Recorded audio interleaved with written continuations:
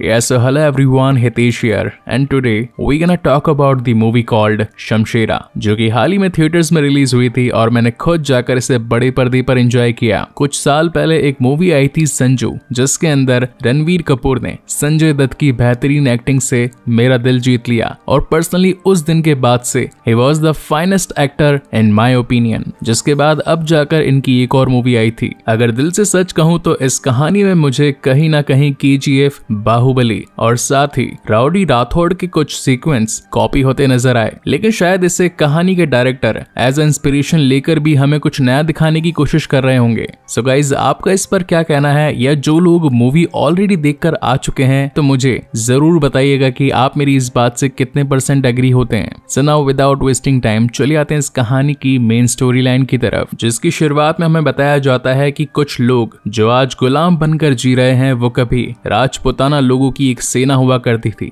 उनकी शान थी वो लोग जिन्हें खमीरन कहा जाता था, मगर कुछ सालों बाद युद्ध में जो कि मुगलों के खिलाफ उन्होंने लड़ा था उसमें ये लोग हार जाते हैं और इस वजह से इन लोगों को अपना घर बार छोड़कर वहां से जाना पड़ता है। जिसके बाद जंगलों में भटकते भटकते ये लोग एक शहर पहुंचते हैं जिसका नाम होता है काजा, मगर वहां के भी ऊंची जाति के लोग इन्हें चोर और कीड़ा बोलकर अपने शहर से बाहर निकाल देते हैं और अब बहुत सालों तक जंगलों और रेगिस्तानों में भटकने के बाद उभर कर आता है इनका नया लीडर, जिसका नाम होता है शमशेरा, जो कि इन ऊंची जाति वाले लोगों का पैसा चुराकर अपने ही जनजाति के लोगों में बांट दिया करता था। अब चाहे वो कोई शादी हो, कोई त्योहार हो और या फिर उन लोगों का कोई पर्सनल इवेंट, हर बार शमशेरा अपनी टीम के साथ वहां जाता और उन अमीर और नच्चड़े लोगों का पैसा चुराकर अपनों में बांट देता। मूवी का BGM मुझे काफी पसंद आया और लिटरली लग रहा था कि किसी बड़े बजट की मूवी देख रहा हूँ। अब वक्त आ चुका था 1871 का, जहाँ पर इंडिया में अंग्रेजों की एंट्री हो चुकी थी और उस वक्त इंडिया में कंपनी चला करती थी जिसका नाम था ईस्ट इंडिया। काजा के सभी अमीर लोग परेशान होकर इन पुलिस वालों के पास जाते हैं और कहते हैं कि इस गांव में शमशेरा नाम का एक लुटेरा है जो कि हमारे हर त्योहार या हमारे हर किसी काम में आकर हमें लूट कर ले जाता है। इस ब्रिटिश सेना के सामने ये सभी लोग 5000 तोला गोल्ड रखते हैं। हालांकि ब्रिटिश सेना इस मामले में पड़ना तो नहीं चाहती थी, क्योंकि इस पंगे में हाथ डालने से इनके लोगों की जानें भी जा सकती थी। और तभी एंट्री होती है कहानी के लीड विलन संजय दत्त की, जिनका इस मूवी में नाम है शुद्ध सिंह और ये नाम इनके कैरेक्टर को सूट भी करता है। वो क्यों करता है वो मैं आपको आगे बताऊंगा। शुद्ध सिंह का ब्रिटिश सेना को ये कहना था कि सरकार हमें तो इन गांव वालों की मदद करनी चाहिए, उल्टा फायदा तो हमारा ही है। एक तरफ तो 5000 तोला सोना मिलेगा और दूसरी तरफ काम करने के लिए गुलाम मिलेंगे, सरकार गुलाम। इस बात से ब्रिटिश कमांडर मान जाता है और अगले दिन शमशेरा की लोकेशन पर ढेर सारा खून खराबा होता है, मगर उसकी टीम दिलदार, दिलेर और तेज ताकतवर थी जो कि आने वाले हर सिपाही को मौत के घाट उतार देती है। साइड कैरेक्टर में एक और दमदार एक्टर हैं जिनका नाम है रोनित रॉय। आपने इनको मिस्टर बजाज या फिर मीर वीरानी के रोल में देखा ही होगा। सॉरी, आप तो बच्चे हो, मतलब आपके मम्मी पापा ने देखा होगा। Well, jokes apart, coming back to the main story, यहाँ पर शमशेरा इतनी लड़ाई कुटाई के बाद में भी इन पुलिस वालों के पकड़ में नहीं आता, जहाँ पर शुद्ध सिंह शमशेरा के पास आता है और उसे एक प्रपोजल देता है कि अगर तुम चाहो तो मैं तुम्हारे लोगों को जगह, इज्जत, जॉब और पैसा दे सकता हूँ, मगर इसके बदले तुम्हें और तुम्हारी पूरी टीम को इन पुलिस वालों के अंडर सरेंडर करना होगा, यानी कि आत्मसमर्पण। रात को शमशेरा इस पूरी डील को अपने सभी लोगों के साथ में साझा करता है, जहाँ पर ये सोचता है कि मान लो अगर मैं उनके हाथों अपने आप को सरेंडर कर दूं और वो फिर हमें जान से मार दे तो, और या अगर इस डील को नहीं माना जाए तो हम लोग जिनकी इज्जत कभी राजपूत किया करते थे और आज हम लोग दर दर की ठोकरें खा रहे हैं तो हमेशा ऐसे ही जीते रहेंगे। लेकिन शमशेरा को सिर्फ अपने बारे में ही नहीं, अपने बाकी लोगों के लिए भी सोचना था, इसीलिए वो सरेंडर करके खुद और अपने सभी साथियों को लेकर शुद्ध सिंह की बताई गई लोकेशन पर पहुंच जाता है, जिस जगह का नाम था काजा का किला। और यही हो जाती है इस बेचारे से इसकी लाइफ की सबसे बड़ी गलती, क्योंकि शुद्ध सिंह तो चाहता ही यही था उन सभी को पकड़कर गुलामी करवाए। जिसके बाद तो इनके हाथ पैरों में बेड़ियां लगा दी जाती है, खोलते हुए पानी को इनके सर के ऊपर डाल दिया जाता है इनकी गंदगी साफ करने के लिए, और दिन भर काम करवाने के बाद में इन लोगों को नाली में खाना परोसा जाता है। काफी दिन बीत जाते हैं और इनके लोग, जिन्हें की खमीरन कहा जाता है, वो पुलिस वालों के तलवों तले बस काम करते ही रहते हैं। शमशेरा के साथ में जब ये डील हुई थी तो उसके अंदर ये लिखा गया था कि इन पुलिस वालों को शहर के लोगों ने 5000 तोला गोल्ड दिया है, इसीलिए ब्रिटिश पुलिस वाले इन्हें अलग जगह दे रहे हैं। लेकिन अगर ये लोग इन पुलिस वालों को 10,000 तोला बुला देते तो इन्हें अपनी जगह को छोड़कर नहीं जाना होगा। तो यहाँ पर शमशेरा एक प्लान बनाता है। उसे ये बात पता थी कि काजा के किले में जो बावड़ी है यानी कि कुएं टाइप का एक बड़ा पानी का स्रोत उसके बहुत अंदर गहराई में इस काजा के किले से बाहर निकलने का रास्ता है जो कि सीधा बाहर की नदी में खुलता है। मगर उतनी गहराई तक पहुंचने के लिए सांस को रोक कर जाना पड़ता था और जब तक वो नीचे पहुंचता तब तक उसकी सांस खत्म हो जाती। तो मान लो अगर उस मोमेंट तक वो बाहर निकलने के रास्ते तक पहुंच जाता तो जब तक बाहर निकलता तब तक उसकी सांस खत्म हो जाती और वो मर जाता। इसलिए उसे जितना जल्दी हो सके उतना नीचे जाना था। तो बस सीधी सी फिजिक्स थी, जितना ऊपर से डाइव मारोगे उतना ही पानी के नीचे तक पहुंचोगे। इस काम को अंजाम देने से पहले शमशेरा अपनी वाइफ के पास जाता है जो कि इस वक्त प्रेग्नेंट होती है। वो उसे बताता है कि अगर बाई चांस मैं पकड़ा जाऊं तो ब्रिटिश सेना को यही कहना कि मैं भगोड़ा था और खुद की जान बचाने के लिए इन लोगों को यहीं पीछे मरता छोड़कर जा रहा था। जिसके बाद शमशेरा का साथी और ये दोनों ही मिलकर पहाड़ की ऊपर चढ़ने की कोशिश करते हैं। उस वक्त वहां पर पुलिस वाले उन पर धड़ाधड़ गोलियां चला रहे थे। मूवी का सीन काफी बेहतरीन था जहां पर शमशेरा अपनी पूरी ताकत लगा देता है ऊपर पहुंचने के लिए, मगर एट द एंड उसे पैर में गोली लग जाती है और वो उसी पहाड़ से नीचे आ गिरता है। जिसके बाद अगले दिन शुद्ध सिंह उसे एक हाथ में रस्सी से लटका कर सभी लोगों के सामने खड़ा कर देता है और ये कहने लगता है कि आखिर तुमने क्यों अपने सरदार को चुना रास्ता खोज कर यहाँ से भाग निकलने के लिए। लेकिन अब जैसा कि उसकी बीवी को समझाया गया था कि अगर मैं पकड़ा जाऊं तो ये कहना कि मैं भगोड़ा था और अपने लोगों को पीछे मरता छोड़कर जा रहा था, इसी वजह से उसकी वाइफ को यह स्टेटमेंट देना पड़ता है। और अब सभी लोगों की नजरों में शमशेरा एक भगोड़ा बन चुका था जिसे कि वो लोग पत्थर से मार मार कर उसकी जान ले लेते हैं। जिसके बाद कहानी आगे बढ़ती है 25 साल आगे और इस टाइम ड्यूरेशन में शमशेरा का बेटा जो कि इस वक्त उसकी पत्नी के कोख में था अब वो बड़ा हो चुका था जिसका नाम होता है बल्ली। वो काफी नटखट मिजाज, मस्तीखोर और सभी में घुलने मिलने वाली शख्सियत रखता था। बल्ली की आदत थी कि वो बच्चों को चोरी करना सिखाता था और आसपास में जितने भी पुलिस वाले या कोई और घूमता था ये बच्चे उनकी चीजें चुरा लिया करते थे। और यहाँ पर इस मूवी का एक one of the best song भी आता है, ठोको सलाम ठोको। वेल मुझे तो ये सॉन्ग काफी पसंद आया और आप में से कितने लोगों को ये सॉन्ग पसंद आया वो भी मुझे कमेंट सेक्शन में जरूर बताइएगा। लेकिन इसी बीच हम ये भी देख पाते हैं कि शमशेरा का राइट हैंड यानी कि रोनित रॉय सीक्रेटली बल्ली को ट्रेनिंग भी दे रहा था कि किस तरीके से वो अपने आप को बलवान बना पाए, पहाड़ के सबसे ऊपरी छोर तक जा पाए और पानी के सबसे गहराई में उतरकर इस जेल से खुद निकलकर हम सभी लोगों की आजादी को ढूंढ कर लाए। मगर बल्ली का तो कुछ और ही प्लान था। वो तो चाहता था शुद्ध सिंह की पलटन का खमेरन के लोगों में से बनने वाला पहला ऑफिसर। एक दिन वो यूं ही वहां के एक चौकीदार के साथ सेटिंग लगाता है। खैर वो तो वैसे भी शुद्ध सिंह से मिला हुआ था इसलिए वो कहता है कि ठीक है अगले दिन आ जाना। काजा के किले में हर बार अनाज लाने के लिए एक शख्स की एंट्री हुआ करती थी जिसे बल्ली अपना दोस्त बना लेता है और अखबार के जरिए उससे नई नई दिन की खबरें पूछता रहता है। जहां पर उसका दोस्त बताता है कि सोना यानी कि हमारी कहानी की लीड हीरोइन वानी कपूर वो आज रात डांस करने के लिए आने वाली है। अब अगर सोना की हिस्ट्री में आपको बताऊं तो ये लोग जो पुलिस वाले यहाँ पर काजा के किले में रहते हैं ये सभी पास ही के नगीना गाँव से एक डांसर को बुलाकर यहाँ पर खुद का मनोरंजन किया करते थे जिसमें सोना हर बार यहाँ पर आकर डांस किया करती थी और बल्ली को सोना काफी पसंद थी। जिसके बाद सीन शिफ्ट होता है रात को और यहाँ पर वानी कपूर की तरफ से एक बेहतरीन डांस व्यूअर्स को दिखाया जाता है जहाँ पर बल्ली भी अपना रूप बदलकर पहुंच जाता है और पुलिस वालों के सामने उसी के साथ डांस करने लगता है। और जब बल्ली अगले दिन अपने आप को रेडी करके पुलिस वालों की परीक्षा पास करने के लिए पहुंचता है तो यहाँ पर शुद्ध सिंह बताता है कि इस परीक्षा को पास करने से पहले तुझे कुछ रूल्स के बारे में पता होना जरूरी है। आखिर एक ऑफिसर का मेन रूल क्या होता है जो कि बल्ली को नहीं पता था। तो शुद्ध सिंह बताता है कि उसका मेन काम होता है मुजरिमों को सजा देना। जिस पर वो बल्ली के सामने एक मुजरिम को लेकर आता है जो कि निहायत ही एक 5 साल का बच्चा था और बल्ली को कहा जाता है कि इसके पीठ पर 30 कौड़े बरसा, अगर तूने ये कर दिया तो तू मेरी नजरों में ऑफिसर बन जाएगा और अगर नहीं किया तो वो 30 कौड़े हम लोग तुझे मारेंगे। आज भले ही कोई भी खमेरन पिटे लेकिन पिटेगा तो जरूर, अब चाहे वो तू हो चाहे वो बच्चा हो। बल्ली उस छोटे बच्चे पर यह अत्याचार कैसे कर सकता था, इसलिए वो शुद्ध सिंह को कहता है कि ठीक है 30 कौड़ों का जो दंड है मैं अपने ऊपर लेने के लिए तैयार हूँ। जिसके बाद तो भरी भीड़ में शुद्ध सिंह बल्ली पर धड़ाधड़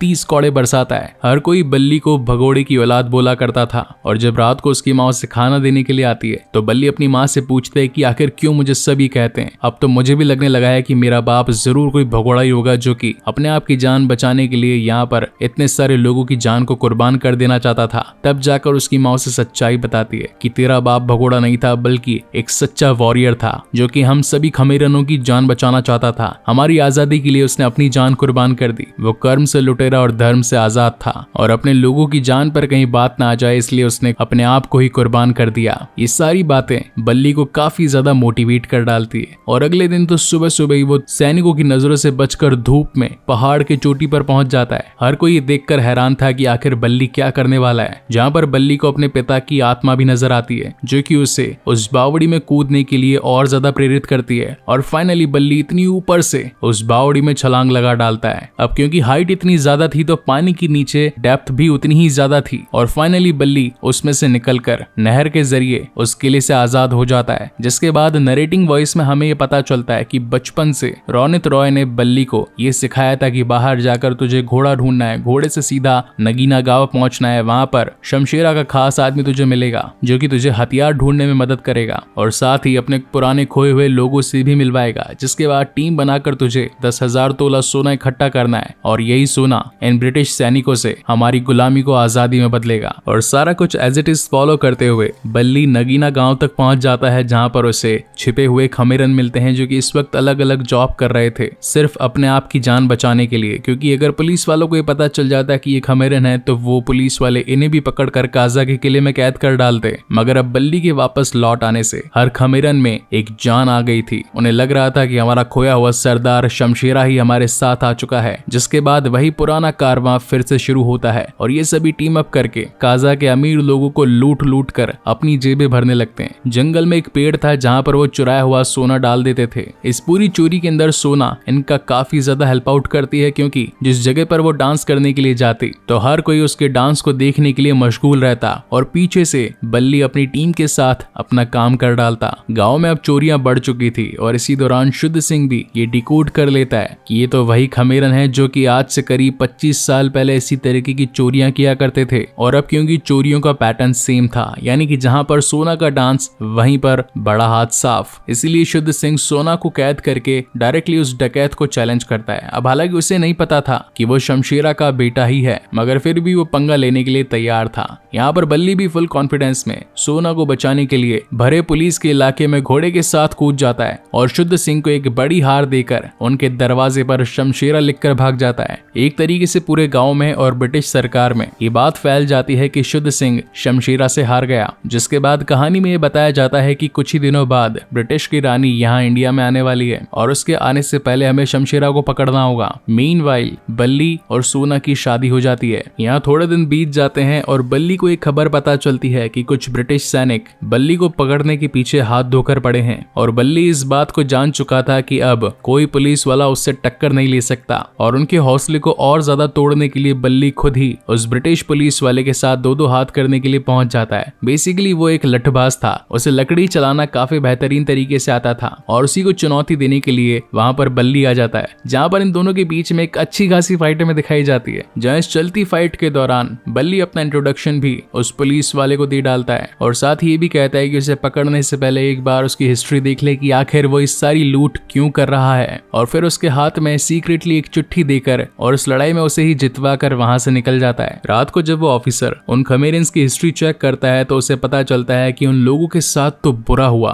किस तरीके से शुद्ध सिंह ने पहले हम ब्रिटिशर्स को भड़कवाया और उसके बाद गुलामी के नाम पर इन नीची जाति वालों को इतने सालों तक एड़ियां रगड़ा रगड़ा कर काम करवाया। पर तभी वहां पर शुद्ध सिंह आ जाता है जो कि उस ऑफिसर को अपनी शादी का इनविटेशन देता है। तभी ऑफिसर एक बार और उस चिट्ठी को देखता है जहां पर सीधा इंडिकेशन था कि वो अगली लूट किसी शादी में करेंगे। तो ऑफिसर को ये बात पता चल चुकी थी कि जिसकी शादी की बात हो रही है इसकी सीधी कनेक्टिविटी शुद्ध सिंह के साथ ही है। जिसके बाद हमें शादी दिखाई जाती है शुद्ध सिंह की, जो कि अपनी उम्र से आधी की एज की लड़की से शादी कर रहा था। हालांकि वहां पर काफी सारे ब्रिटिश और इंडियन पुलिस वाले मौजूद थे, लेकिन शमशेरा को कौन ही रोक सकता था जो कि मंडप की आहुति वाली आग में से बाहर निकल कर आता है और उन्हीं की आंखों के सामने से वहां से लूट करके अपने 10,000 तोले सोने को पूरा करने की कोशिश करता है। मगर जाते जाते उसी की एक साथी को संजय दत्त दूर से शूट कर देता है। अभी ये सीन तो पूरा KGF से एकदम लिया गया है, तो कितने लोग एग्री करते हैं वो बता दो। Well, coming back to the main story, यहाँ पर इनका टारगेट जिन्हें पूरा करना था वो हो नहीं पाया था, वो कुछ चंद तोलों से रह गया था। जहाँ पर अभी सभी डिसाइड करते हैं कि अगर अभी हम एक्टिव रहे तो सारे पुलिस वाले आकर अपनी जगह से ढूंढ ढूंढ कर मार देंगे, तो क्यों ना कुछ टाइम के लिए अलग अलग हो जाए और दिवाली की सुबह को हम लोग मिलेंगे और फिर से नया प्लान आउट करेंगे कि अगली चोरी कब करनी है। जिसके बाद तो हर कोई अलग अलग काम ढूंढ लेता है, कोई लोहार के पास चला जाता है तो कोई अनाज वाले के पास, कोई हमाली करता है तो कोई घर की सफाई। लेकिन शुद्ध सिंह काफी चालाक था और वो सभी गांव वालों में ये बात फैला देता है कि आप लोग हमें इन्फॉर्म कीजिए अगर आप किसी नए चेहरे को अपने आसपास देखते हैं। तो यहाँ पर सारे लोग शुद्ध सिंह को बताने लगते हैं कि हाँ, कोई मेरी गाड़ी साफ करने के लिए आया है, कोई मेरे यहाँ हमाल की नौकरी कर रहा है, तो कोई मेरे यहाँ पर लोहार की नौकरी कर रहा है। जिसके बाद तो शुद्ध सिंह ब्रिटिश सैनिकों के साथ मिलकर एक एक करके सभी को मार डालता है। इन सारी वारदातों के चलते सभी खमेरनों को मिलकर कुछ तो डिसाइड करना था और जिस दिन ये मिलने के लिए आते हैं तो इन्हीं में से एक खमेरन दगाबाजी कर देता है और शुद्ध सिंह को अपने पीछे ले आता है। और अब होना क्या था, सीधा शुद्ध सिंह आकर सबसे पहले तो उसी विभीषण यानी कि जिसने इन्फॉर्मेशन दी थी उसे ठोकता है और उसके बाद बाकी जो हाथ लगता है उसे भी मारता है। और इतना बुरा होना काफी नहीं था, तो इतने टाइम से जो इन खमेरन लोगों ने जो सोना उन अंग्रेजों को देने के लिए रखा था वो भी शुद्ध सिंह के हाथों लग जाता है। इस वक्त बल्ली की बीवी सोना भी प्रेग्नेंट हो चुकी थी और अब इस गांव में इन खमेरनों में सिर्फ यही 2-3 लोग ही बचे थे। देखा जाए तो बल्ली सब कुछ हार चुका था, उसके लोगों की आजादी अब कभी नहीं मिलने वाली थी, मगर फिर भी उसके अंदर जिगरा था और वो एक लास्ट दाव खेलना चाहता था। इसी वजह से वो रानी का मुकुट चुराने की ट्राई करता है, जहाँ पर वो चलती ट्रेन में 2 बॉम्ब पटक देता है जिससे कि रेलगाड़ी का वो मजबूत दरवाजा फट जाता है और उसी में से बल्ली आकर पुलिस वालों को मारकर वो रानी का मुकुट उनके आंखों के सामने चुराकर घोड़े पर बैठकर निकल जाता है। ये बात अब तो अखबार में भी आ जाती है कि शमशेरा को कोई नहीं रोक सकता, ना ही पुलिस वाले और ना ही ब्रिटिश सैनिक। मगर तभी बल्ली पुलिस वालों को एक खबर पहुंचाता है कि मैं तुम्हें तुम्हारा मुकुट दे सकता हूं, मगर उसके बदले मुझे मेरे लोगों की आजादी चाहिए। इस डील के लिए सारे ब्रिटिश सैनिक मान जाते हैं और जब नेक्स्ट डे अपने प्रॉमिस के मुताबिक शमशेरा वहां पर अपने लोगों की आजादी मांगने आता है तो दगाबाज शुद्ध सिंह अपने इंडियन पुलिस वालों के साथ में उसी पर हमला कर डालता है। जिसके बाद होना क्या था, वहां पर एक बड़ा कत्लेआम शुरू हो जाता है और शुद्ध सिंह पूरी तरीके से उन अंग्रेजों को मारकर बल्ली के पीछे भी पड़ चुका था। मीनवाइल इस कत्लेआम को काजा के किले में कैद वो सारे कैदी यानी कि खमेरन भी देख रहे थे, जहां पर शमशेरा का बेस्ट फ्रेंड यानी कि रोनित रॉय अपने लोगों को ये कहता है कि जिसने तुम लोगों की जान बचाने के लिए आज से 25 साल पहले अपने आप को कुर्बान कर दिया, जिसे तुम भगोड़ा भगोड़ा कहते थे, उसका बेटा आज फिर हमारे लिए लड़ने के लिए आया है, तो वक्त आ चला है उसकी मदद करने का। फिर तो सारे खमेरन मिलकर उन सभी पुलिस वालों और शुद्ध सिंह को लपेट लेते हैं और जैसी सजा शमशेरा को मिली थी सेम टू सेम वैसी ही सजा शुद्ध सिंह को मिलती है। और इसी के साथ कहानी के एंड में हमें यह दिखाया जाता है कि बल्ली ने जो ब्रिटिश सैनिकों से वादा किया था, यानी कि वो उस मुकुट के बदले अपने लोगों की आजादी लेगा, तो यहाँ पर वैसा होता भी है। सारे काजा के किले में जितने भी कैदी थे वो उस जेल को तोड़कर भाग चुके थे, मगर फिर भी बल्ली ने रानी का मुकुट उस अंग्रेज को सौंप दिया था और उन सभी खमेरनों की आजादी के साथ ये शानदार कहानी यहीं पर खत्म होती है। सो गाइज, आपको ये वीडियो कैसा लगा प्लीज मुझे लाइक और कमेंट करके जरूर बताइएगा और अगर पहली बार इस चैनल पर आए हैं तो इसे सब्सक्राइब जरूर कीजिएगा। फ्रैंकली सेइंग, मैं नहीं जानता कि ये वीडियो जो कि वीडियो क्लिप्स के थ्रू बनाया गया है ये कितने दिनों तक इस चैनल पर टिकेगा, क्योंकि कॉपीराइट थर्ड पार्टी एजेंसीज इस फिराक में रहती है कि हैंड टू हैंड किसी को देखो, स्ट्राइक ठोको, चैनल उड़ाओ और क्रिएटर का नुकसान कराओ। तो बस आप लोगों से यही विनती है कि जितना जल्दी इस वीडियो को देख पाओ देख लो, और जो कोई बंदा या आपका फैमिली मेंबर इस वीडियो को संडे को या फिर 4-5 दिन बाद में देखने का प्लान बना रहा है उसको बोल दो कि भाई वीडियो भी देख ले, बाद में रहे नहीं रहे, क्योंकि मेरा काम है आप लोगों तक क्वालिटी वीडियोस पहुंचाना। और इसी तरीके की और भी क्वालिटी वीडियोस देखने के लिए मेरा ये चैनल बॉलीवुड मूवी एक्सप्लेनर और साथ ही बाकी के 11 चैनल्स भी सब्सक्राइब करें। सो तब तक के लिए keep watching and stay safe. मिलते हैं अगले वीडियो में।